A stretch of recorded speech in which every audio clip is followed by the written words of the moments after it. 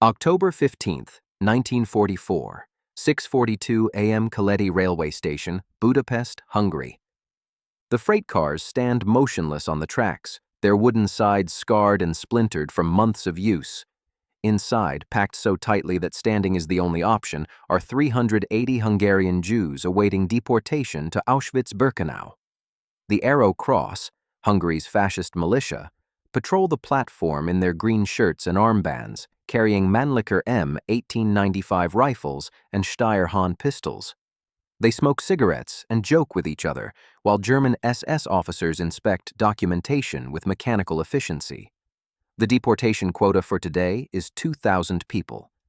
By noon, these trains will roll north toward Poland, part of a transport system that has already consumed 437,000 Hungarian Jews since the German occupation began in March. A black sedan pulls up to the station entrance. The door opens. A man emerges, tall, thin, 32 years old, wearing a suit that seems incongruous amid the uniforms and weapons. Raoul Wallenberg carries a leather briefcase in one hand and moves with purposeful strides toward the platform. He is a Swedish diplomat attached to the legation in Budapest, officially serving as the secretary to the Swedish mission.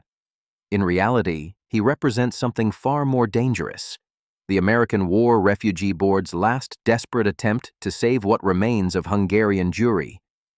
An Arrow Cross militiaman moves to intercept him. This is a restricted area. No civilians permitted. Wallenberg produces his diplomatic credentials, Swedish passport, official documentation bearing the seal of the neutral Swedish government. I am here on official business of the Swedish legation. These transports contain Swedish protected individuals. This is a lie.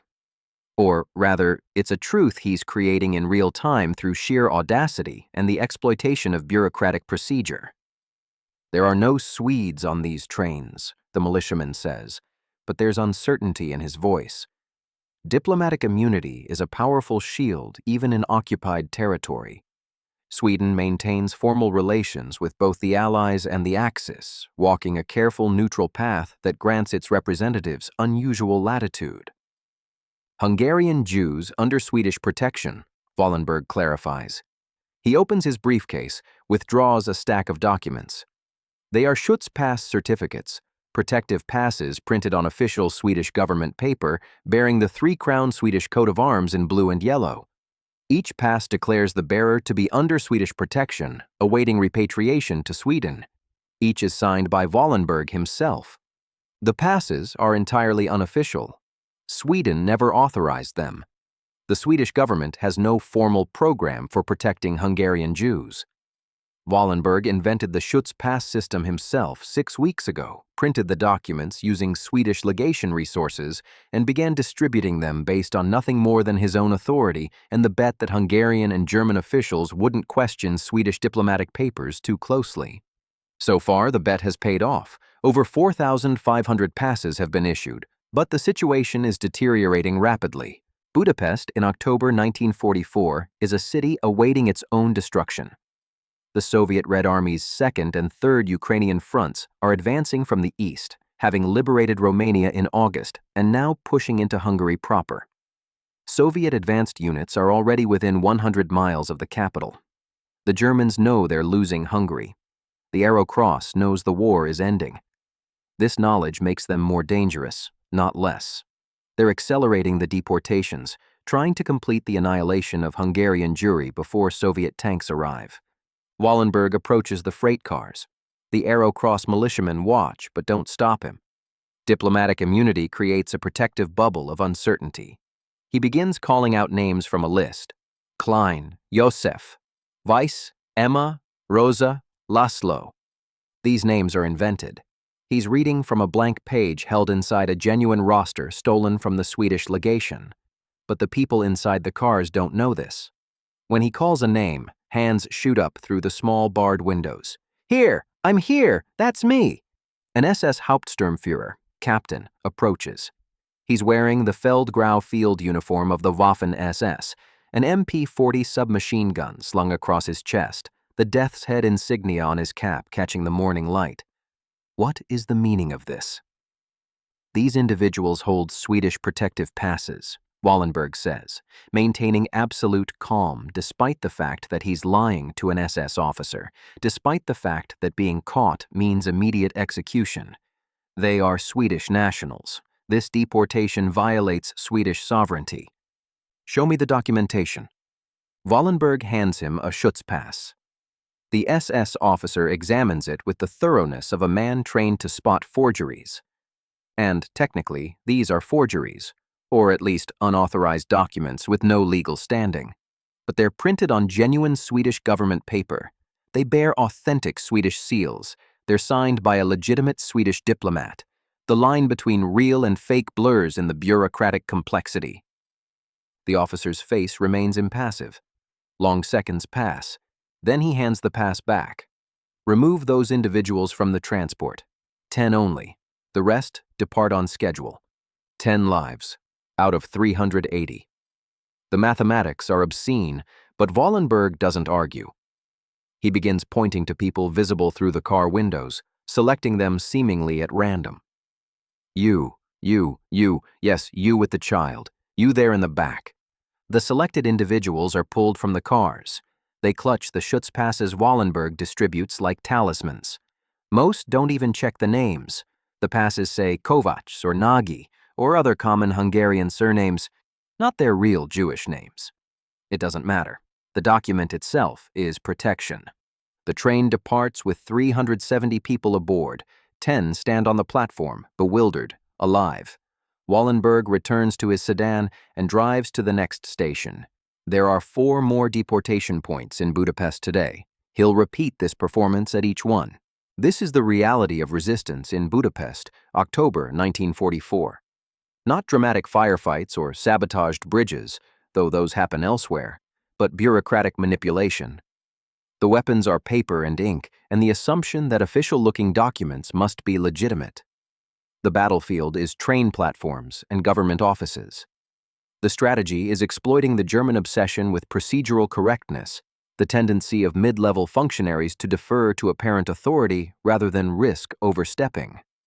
Wallenberg arrived in Budapest on July 9, 1944. His mission, funded secretly by the American War Refugee Board, was to do whatever possible to save Hungarian Jews from deportation. He came equipped with money, lots of it, and diplomatic cover. What he lacked was time. By July, the deportations from the Hungarian countryside were largely complete. 437,000 Jews had already been sent to Auschwitz. Only Budapest's Jewish population remained, some 230,000 people crammed into designated buildings and ghettos, awaiting transport. The war's progress created a strange window of opportunity. Hungary's regent, Miklós Horthy, had initially cooperated with the German occupation and the deportations. But as Soviet forces approached and Allied victory seemed inevitable, Horthy began seeking ways to extract Hungary from the Axis alliance. On July 9th, the day Wallenberg arrived, Horthy ordered a halt to the deportations, trying to use the Jewish population as a bargaining chip in negotiations with the Allies. This halt lasted until October 15th, when the Arrow Cross Party staged a coup with German support, installed Ferenc Szalasi as puppet dictator, and resumed the deportations with renewed fury. The Arrow Cross were true believers, fascist extremists who made even the Germans uncomfortable with their enthusiasm for violence. They'd spent years as a fringe movement. Now, with German backing, they controlled Hungary and had access to the full apparatus of state power. Their first major action after seizing power was ordering 50,000 Jews to march on foot to Germany for forced labor. This death march began on November 8th. The route covered 125 miles from Budapest to the Austrian border in freezing autumn weather. No provisions were supplied. Those who collapsed were shot.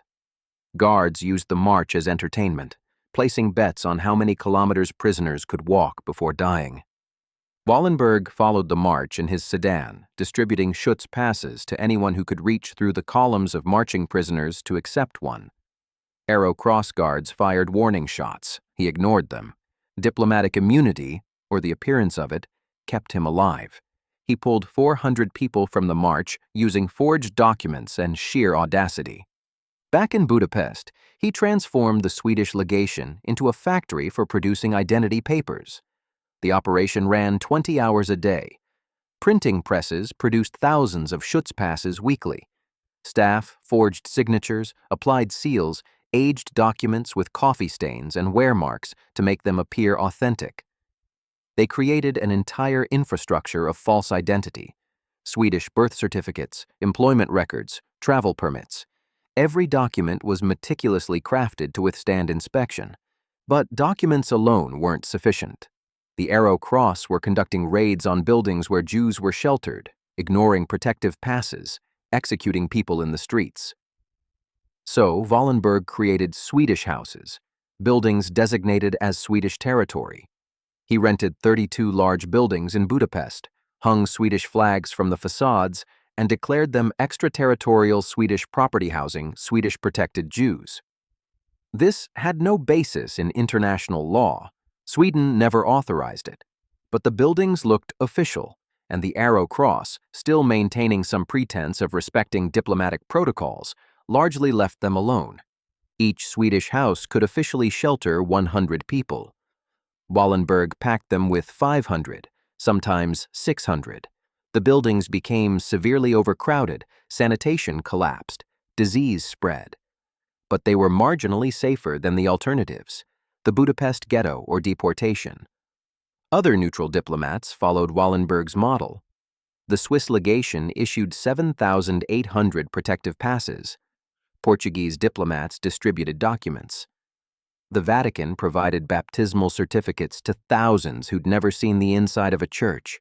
Together, these neutral missions created a protective umbrella covering approximately 33,000 people. But as November became December, the situation deteriorated further.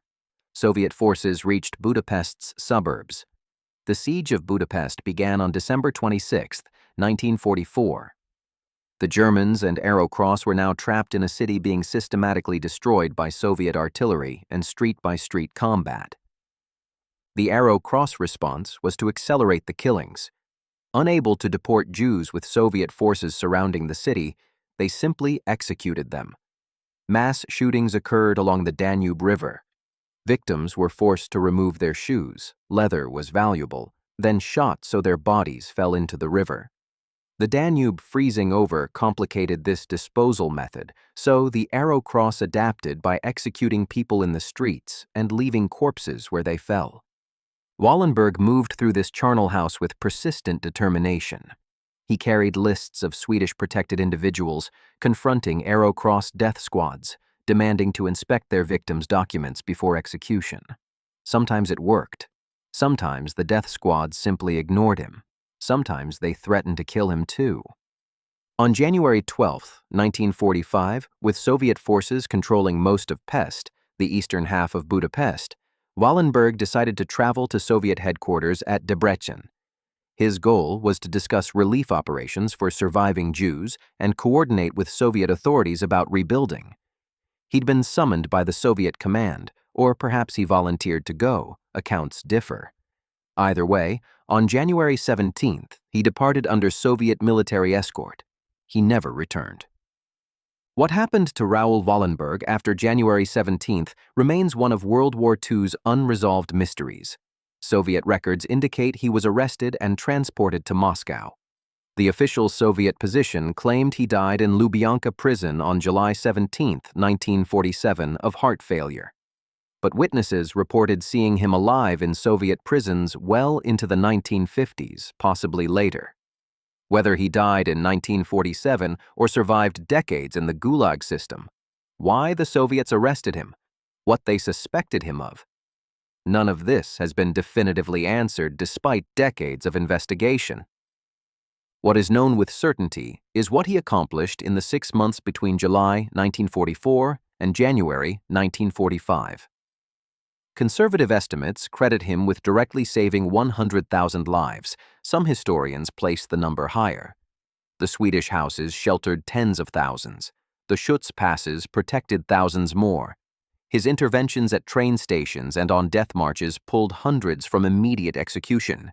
He did this using weapons that don't appear in military histories: bureaucracy, paperwork, diplomatic credentials, and the exploitation of procedural systems. The Arrow Cross had Mannlicher rifles, Steyr pistols, hand grenades. The Germans had entire SS divisions, Tiger tanks, and the institutional machinery of genocide. Wallenberg had a briefcase full of forged documents and the calm insistence that these papers must be respected. The broader context of Budapest, 1944–45, reveals the desperation and chaos of the war's final phase in Eastern Europe. The siege of Budapest lasted 102 days, from December 26, 1944, to February 13, 1945. Soviet forces, 2nd and 3rd Ukrainian fronts totaling approximately 1 million troops, encircled the city and ground down German and Hungarian resistance through attrition and overwhelming firepower. The defenders, German Army Group South and Hungarian forces totaling about 800,000, fought with the desperation of men who knew they were losing.